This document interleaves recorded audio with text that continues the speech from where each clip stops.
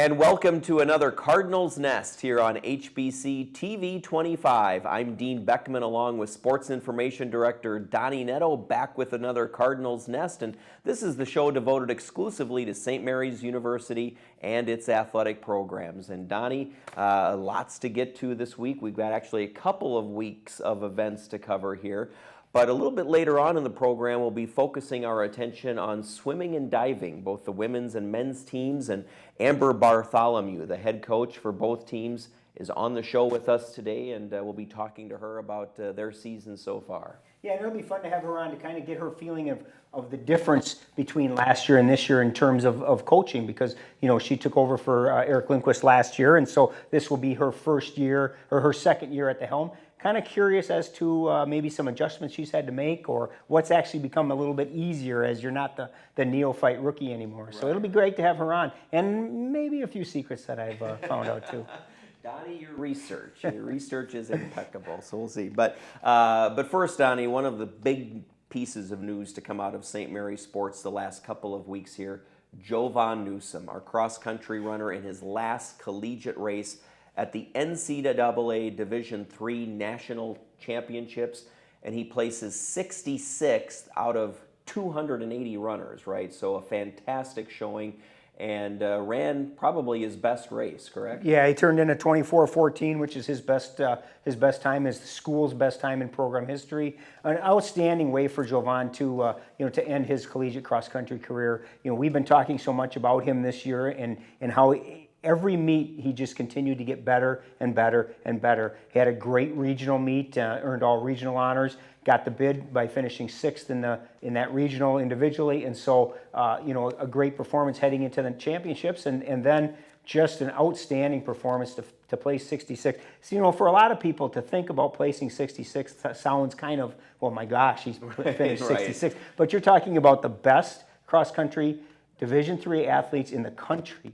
And out of, as you mentioned, 280, and for you to finish in the top third, that's just, it's incredible, and something that he can be very proud of, and I know that St. Mary's is proud of him and what he's accomplished, and really a great way to end his cross-country career and hopefully springboard into an outstanding track and field season as well. The other thing that makes me happy for Jovan is that the fact it was his best time ever, and as you said, the program's best time ever. He obviously left it all out there. There's nothing more he could have done. No question. And you talk about it, it's easy to get wrapped up in the national stage, and as Coach Barrett always says, you got to make sure you stay with your plan, stay with your game plan, and he really did. He made sure that he knew what he wanted to do, and rather than maybe go out too fast or maybe even go out too slow, get stuck behind a pack of runners, he did exactly what he wanted to do. And when I talked to him after the race, he was, he, like you had said, there was nothing more he could do. This was as good as he could do, and a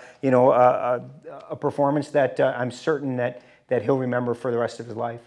All right, so congratulations to Jovan Newsom of the cross-country team. Moving on now to men's hockey, Donnie.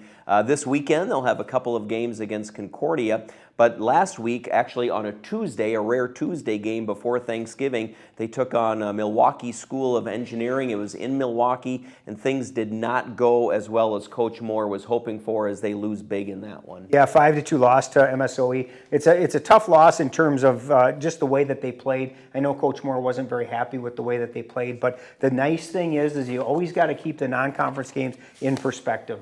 When it comes to the conference standings and comes to getting into the MIC playoffs, that game really means nothing because it's a non-conference game. So I know that Coach Moore right now is focused on making sure that they're ready for this weekend. They've got Concordia this weekend for two big conference games here at our place. So we'll see what happens, and hopefully they'll be able to put that game against MSOE behind them and take that 4-0 conference record into this weekend and really play the way that they've really shown that they can play. And they're a very explosive and very entertaining team to watch right now. Well, and speaking of conference games, we had already talked about they swept Bethel to begin the conference season.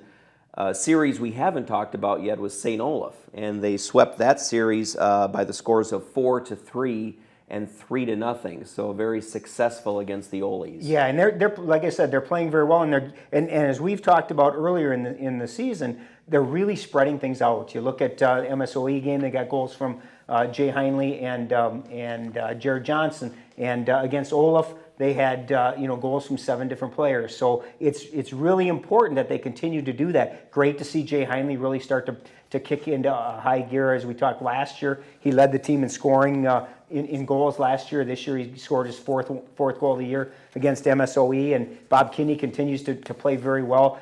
Nick Albergo and Martin Gruss are doing a great job in the assist category, leading the way with 6 assists apiece. So a lot of parts that Coach Moore has at his disposal, and I think it's really fun. We talked a couple weeks ago, actually it was after the St. Olaf series, Chad Caesar was named MIAC Player of the Week.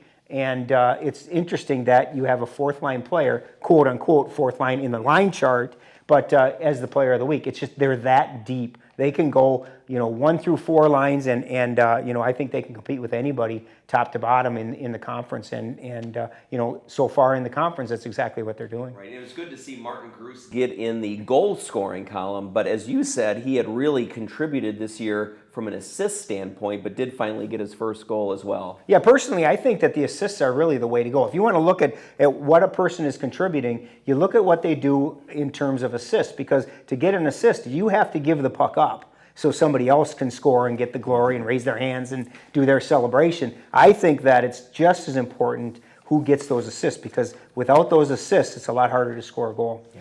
So, all right, let's talk women's hockey now, Donnie, and they're on a 2-game losing skid right now, and something uncharacteristic for the women's hockey team. They've gotten great goaltending all year out of Mara Shields and Ashley Corcoran, but the last 2 games, the defense has let in quite a few goals. Yeah, they haven't been playing as solid defensively, and hopefully, as talking to Coach Manor and assistant coach Greg Moore, it's early in the season, things are still being worked out, but they're ready for this weekend. They've got Concordia. They know the importance of this weekend in their standings and in their playoff race, and it's really funny. Tomorrow is December 1st, and we're talking about playoff races already, but every conference game is so important that they know that every time you get on the ice in a conference game, it is important, and you have to put your best foot forward. They did not play terrible against Eau Claire in that 4-0 loss last Saturday, but they didn't play well enough. Obviously, offensively, they didn't score any goals, but I know talking to both coaches that they didn't play as bad as the final score may indicate, but they've got to generate some more offense, and they've got to do a better job defensively. You can't be giving up 3 and 4 goals a game and expect to win a lot of times. So they've got to shore that up a little bit and hopefully get that offense back to where it was early in the year with Anya Hafis and Jamie Henderson leading the way. Yeah. And I would imagine, too, the better your defense is, the more offense you'll be able to generate because you'll control the puck that much more. Absolutely. Right? And I think it all goes together. It starts with your goaltending. You get good goaltending, it takes a lot of pressure off of your defensemen. You get good defense, it takes a little pressure off of your forwards. And so it all kind of meshes together. And right now they're just not clicking. Everything isn't working together. So they need to do a little better job there. And hopefully this weekend, heading up to Moorhead, and we always talked about the toughness of going to Concordia, no matter what the sport is. So they're going to have to overcome that and play really well this weekend. Yeah. All right, let's talk men's basketball now. And the conference season begins on Wednesday when the Cardinals take on Carleton, but they've started the non-conference season now 2-1. So the men's basketball team off to a great start, Donnie. And as I've watched them play now a couple of games, this is a deep team. Coach Rusthoven gets a lot of players in there. They see a lot of minutes. But it's deep in the sense that they don't lose a lot of talent from the starters to the players coming off of the bench. They've got a lot of players that have experience from last year that he can call on and contribute big minutes, and some newcomers as well. Yeah, it is actually very fun to watch them. They're an exciting team. They're very talented from the outside as well as underneath. And the games that I've seen them play, I'm very impressed with the way that they're performing. They've got wins over Martin Luther and Luther College, and then Monday they lost their first game of the year to Simpson College, an extremely very talented Simpson team. So I don't think necessarily a terrible loss, but you ask any coach, any loss is a bad loss. Sure. So very talented. I'm very impressed with the returners, Aaron Romportal, Wiley Farron. I like what I've seen out of Chad Schlosser. He was one that played a lot last year, but not necessarily significant minutes. we graduate some people. He gets moved into that starting role and is really doing a very good job. And we talk all the time, make the most of your opportunity, and it seems like Chad is doing that. And it's neat to see for a senior to have kind of played his role for the first 3 years, is now kind of stepping out and showing what he really can do, and is doing a great job. Kevin Gleason's playing very well. And Q Smith Pugh, what do you say about Q? Q can shoot the ball from anywhere, and is really, he and Wiley are kind of the great 1-2 combination right now, in that both of them have got 2 double-doubles in 3 games. So they're playing very well offensively. They're doing a great job on the boards. And add Cole Kruger to the mix, a newcomer this year. Very impressed with what he's done this year, and hopefully they can continue that as we get into the conference season. Now, a lot of games here. It's interesting. We talked men's hockey and women's hockey, 9 games. Basketball has only got 3 games so far. By by the 29th, by the first of the year, they're going to have caught up. They've got a lot of games coming up in the next next month. So it's going to be interesting to see how things unfold for the men. Yeah, and one other player I want to touch on because he comes off of the bench, but he's played some significant minutes and some key minutes, I think, this year. And he's just a guy to root for. He's fun to watch. Bradley Hill is his name. He's a southpaw 3-point sharpshooter, Don. You can't describe him any better than that, because that's exactly what he is. And I mean, he's got a great touch. And really, in the games that I've watched, he's come into some situations that they've really needed a clutch 3-pointer, and he's right there knocking them down. And you've got to mention James Cullen in the same in the same breath. In their exhibition game against Winona State, he was 5 for 5 with 4 3-pointers, and was kind of the offensive spark in that game. And so they've got the talent. And Coach Rustoven's job now is going to make sure everybody gets enough minutes to to be able to contribute what they can. And I think that's a very nice situation to have, in that you've got a lot of good talent to choose from, and finding the best 5 to put on the court. It's got to be nice to be able to say, okay, what is going to be the best for us this time around? And I want to go back to Q real quick. You brought him up. It seems to me he's clearly the leader on the court, and he really brings the energy. He works really hard when he's out there, whether it's fighting for a rebound, scrapping for a loose ball, driving to the basket. He's got a lot of energy out there. I think that this team, the entire team, kind of has a different attitude, so to speak, this year. And I think that you're right. I think Q really is kind of the driver of that bus. And I think that they have I don't want to say swagger, but when they take the court, they expect to win every game. And I think that's certainly a testament to the players that they have, and to Coach Rustoven and his staff and what they're doing. And they're very entertaining. And I think it's that work ethic, that that lunch pail, let's put our hard hats on and go to work. Mm-hmm. I think that's kind of their attitude, and they're not going to take nobody's going to be able to take them for granted, because they're gonna give them a fight every game. Yeah, and speaking of conference games, the women will start conference play as well Wednesday at Carleton, while the men are home to Carleton. And so with conference play starting, Donnie, the women's basketball team off to a 4-1 start. What's unique about the 4-1 start this year is that they have started games very slowly. They get off to some bad first quarters, but quickly they turn it around, and then they end up running away with the games. You're putting it very nicely. putting it very nicely. I'm proud of you for how you described that. But you're right, and I've talked to Coach Pollerai about it. And in getting off to a good start has not been their modus operandi. You look at the one loss that they had; they were down 23-7 after the first quarter against UW Eau Claire, and yet came back, or to Stout, and they come back, and they lose by just a handful of points against Scholastica last Saturday. They're down 10-0 and 12-2. It's so easy for a team at that point just to go, oh my gosh, it's just not our night, and let's go through. But they don't do that. And by the third quarter, they were leading that game, and really went on to what seemed like an easy victory in the end. And so I think that they've just proven over the course of the first 5 games that, 1, no lead is safe, and 2, they're never going to give up, and they're going to continue to battle. And I think that the more that Emma Schaefer and Brandy and Brittany Flom kind of get into their basketball modes, I think that they're just going to continue to get better and better. We forget that none of those 3 did anything until the end of October, early November, because of women's soccer and volleyball. So they're really kind of just starting right now to get their basketball legs and their basketball, things going. So they're just going to continue to get better and better. All right, so when we come back here on the Cardinals Nest, we'll bring in Amber Bartholomew. Amber is the head coach for the women's and men's swimming and diving programs at St. Mary's. That's next here on the Cardinals Nest.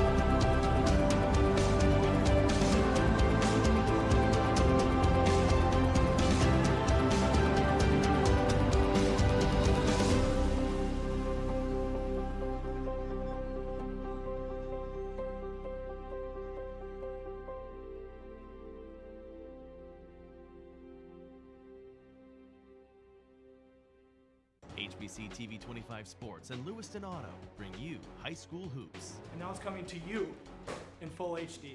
Over 20 games, featuring 10 local schools. Your personal ticket to local high school basketball. Here are the next games covered by the HBC Sports crew on high school hoops. For the full schedule, go to hbci.com/sports. High school hoops on HBC. Brought to you by Lewiston Auto. HBC Sports, your home for high school basketball. I do all my shoe shopping at Rogan's because I know I'll find what I'm looking for and save. You can count on great service, a huge selection, the best name brands. The second pair is always half price. And one more thing, a choice in how to save. I can get my second pair half price now, or just save my receipt and come back anytime and get my next pair at half price. Rogan's makes savings easy. Selection, service, name brands, and the second pair is always half price. Visit online at roganshoes.com. And welcome back to the Cardinals Nest here on HBC. I'm Dean Beckman, along with Donnie Netto, the Sports Information Director for the Cardinals, and now being joined by Amber Bartholomew. Amber is the head coach for the women's and men's swimming and diving team at St. Mary's. So, Amber, thanks again for being on the program. Your second time on the Cardinals Nest because you are in year number 2 with St. Mary's. So tell us what it feels like, now being in year number 2 and getting that rookie year out of the way. Yeah, it's a little easier this year having known, more about the university, more about my team. We do have quite a few freshmen this year, so it's still getting to know those freshmen and how they work. But it's been much easier, smoother ride so far. Yeah, well, let me tell you, you'll never figure out freshmen. I haven't, and I've been doing it for 16 years now. Good start to the season. Can you talk a little bit about the schedule plan in terms of where you want to be? I know you have a huge meet this weekend, the Gene Freeman, and I know we've talked that this might be a mini taper for you guys getting ready for this meet. How does the season work in terms of where you want to be at a certain amount of time so that come end of February you guys are ready to go for the MIC championships? Yeah, we started in the water on September 26th, so we've been going for quite some time now. Hit the ground running right away. Started our first meet, I think, October 21st. We had about a month before our first meet. We've pretty much had meets every weekend since then, going to some different invitationals, but we swam right through all of those. We trained right through them. They swam tired, they dove tired, sore. This is kind of where we get to rest a little bit. This is a huge meet this weekend at the U of M, the Gene Freeman Invitational. So we're resting our swimmers and divers in hopes that we can have a pretty successful weekend.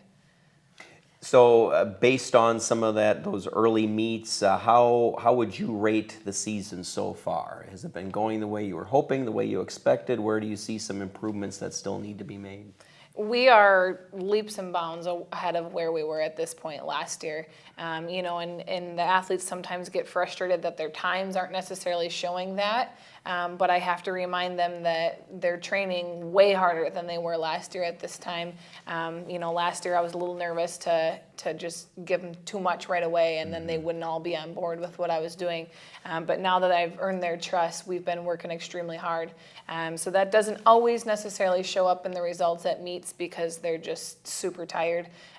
But when I see that day in and day out in the pool and their practices, I know that we're way ahead of where we were last year, and I'm hoping that this weekend kind of gives them that kind of sigh of relief, that all of their hard work has been paying off, and they're going to see some significant time drops and some great diving this weekend. Can you talk a little bit, because you mentioned something that I wanted to ask you about, and that was kind of the adjustment that they had for you as a coach, but also the change kind of in our strength and conditioning program with with Matt Sager. Now, like you said, they're so much stronger, they're so much more fit heading into the season. Talk a little bit about your approach to changing the culture, so to speak, and then the addition of Matt and what he's been able to do as well. Yeah, Matt is huge. For a sport like swimming, you don't always necessarily think that is a big part of it, but for our sprinters, they need to be explosive. And Matt does a great job of understanding that they need to be explosive off the block, they need to be explosive off their turns, and then our distance swimmers need to have that lean, elongated muscles, so getting them trained in that such is really important.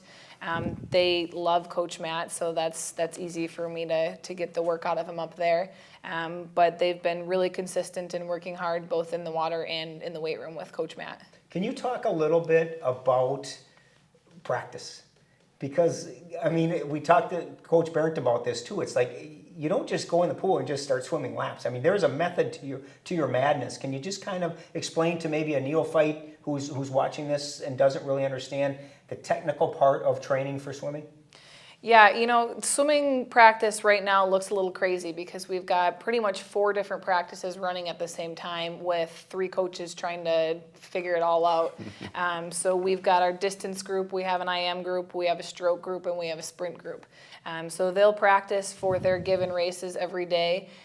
So it's tough sometimes for the sprinters to think, oh, their practices are easier because their intervals are different, or the distance swimmers, well, the sprinters aren't doing as many yards as we are, and I really have to kind of remind them, don't worry about what everybody else is doing.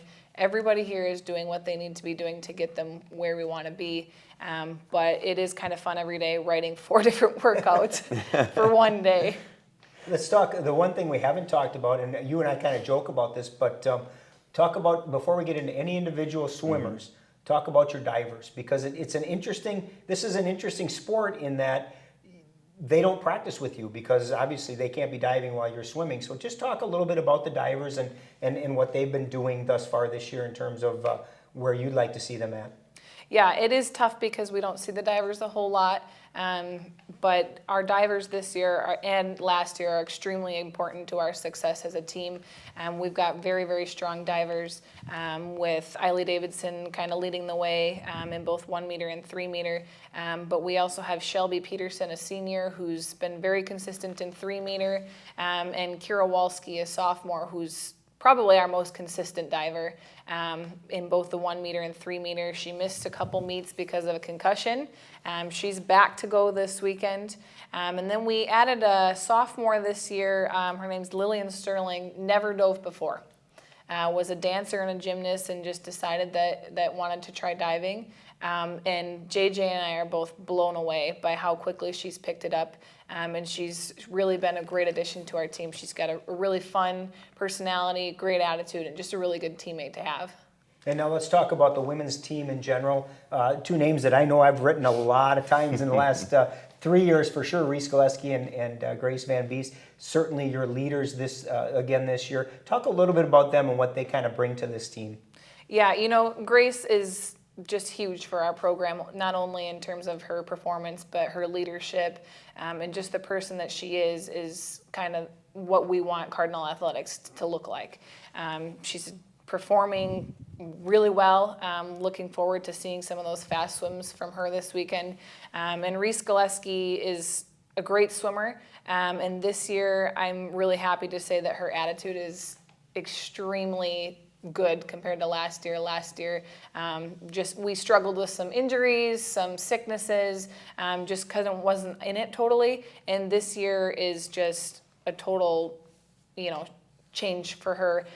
Great attitude. She's swimming fantastic. And those two continue to lead us in every meet here on out. And I was going to say, just a minute left here. How about on the men's side? Joe Tonda seems to dominate all of Donnie's writings as well. Yeah, Joe, it's fun to see him as a senior. He got his first career win just a couple weeks ago, so he's having some of his best meets of his career. So it'll be exciting to see what he has to do from here on out. But Lucas Garrett's also continues to be one of our best swimmers every meet, and it's been fun to see him have a better season this year than his freshman year. All right, Amber Bartholomew. That went fast. Thank you. So, but we'll get you back on some other time too. So, all right, stay tuned here to HBC's TV 25. When Donnie and I come back, we'll talk about the week ahead in St. Mary's athletics here on HBC.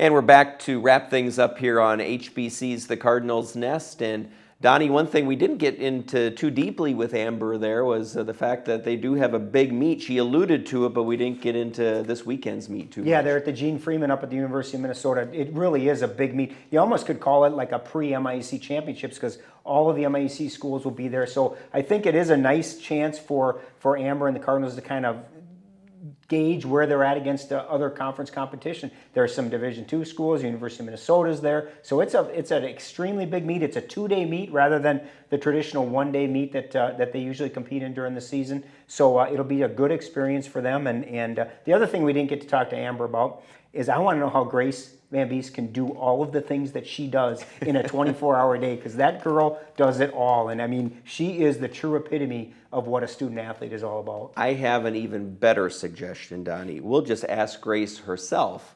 We'll get her on the Cardinals Nest January, February, and she can answer that question for herself. That would be awesome. Also, a big day on Saturday on campus. We've got men's hockey, men's basketball, women's basketball. It's a basketball doubleheader against Concordia. The men play hockey against Concordia. Yeah, it's a Concordia weekend. Right, The men's team is home against them Friday and Saturday, 7-2.